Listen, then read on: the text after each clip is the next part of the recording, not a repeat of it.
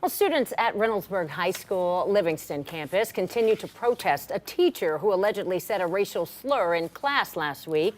This was video from Friday showing dozens of students walking out calling for the removal of that teacher. Now, this image is from this afternoon. You see here, the district says the matter is still under investigation. Superintendent Dr. Tracy Reed says under her administration, it is important that everyone feels welcome and supported.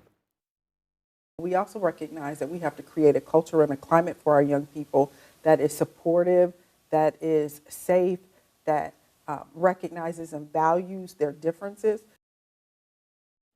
The district says it supports the students' right to free speech and the right to speak and advocate for themselves. But this is not the only issue that the new superintendent has been looking into. 10 TV's Bryant Somerville sits down with her to talk priorities, concerns, and transparency.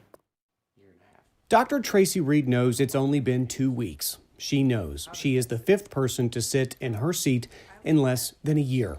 She also knows that does not change her plans. My goal has been the same, making sure I provide and address the needs of children. The Reynoldsburg City Schools superintendent has 3 goals: to listen and learn, to address district priorities, and to build relationships. What will you bring to this position to help get things back on track and to help them feel confident again with this district?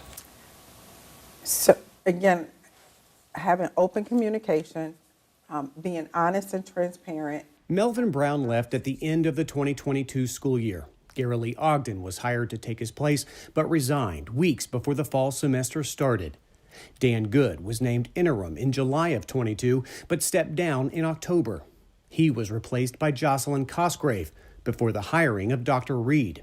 This school year has been riddled with staffing vacancies, from substitute teachers to cooks to bus drivers. Currently, the district's website lists upwards of 40 open positions. Last month, RCS added a 5th busing tier that, while taking students off a remote schedule and putting them back in class, it adjusted start and end times to school days. The district also announced it will close Hannah J. Ashton Middle School at the end of the year. That will help us with our staffing, so it will help with some of our challenges with transportation. Whereas the district tries to give parents a timely heads up on changes, it's been difficult. Last week, this notice went out Tuesday night, telling parents the next day 29 bus routes would be canceled due to not having enough bus drivers, and that it was on the parents to get those students to and from school. Was that enough of a heads up?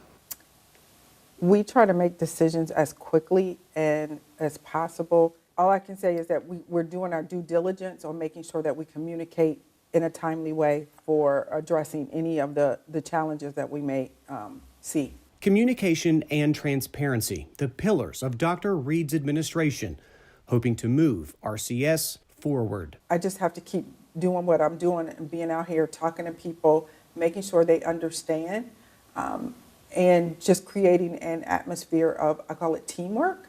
In Reynoldsburg, Bryant Somerville, 10 TV News. Well, the district has posted information about an annual virtual job fair. To learn more about that, just visit this story on our website, 10tv.com.